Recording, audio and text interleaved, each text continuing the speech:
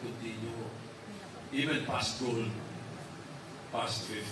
Hey, you can just imagine after 44 years, minahal mo, yun na, ako, more than half of my life, sa Itbulaga, pagka-absent ako sa Itbulaga, parang may kulang sa buhay ko. Tapos kukunin lang ako sigo-sigo.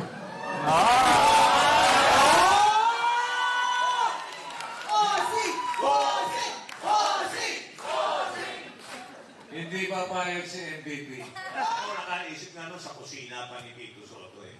Doon ko naisip yun eh.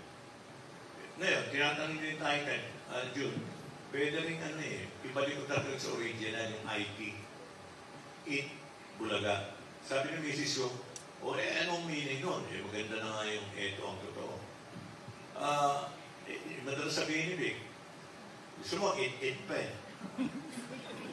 Hindi mo na ibabasa.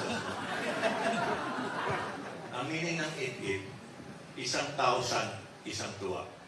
We definitely are working on the legal side na Itbulaga. Okay. Si Joey nag-invento nun eh. Okay. History and the law makakasama.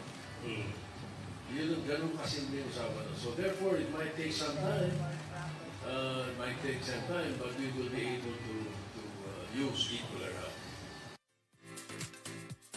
Ayan. So, ibig sabihin, hindi nila isusukong title ng Itbulaga. Kanila pa rin. Yes. So, sa July 1, surprise raw kung ano magiging Ano title ng magiging show nila. I think they're just waiting siguro yung ano yung magiging desisyon. Ano, Tama, parang- correct. Oo. Pero alam niyo,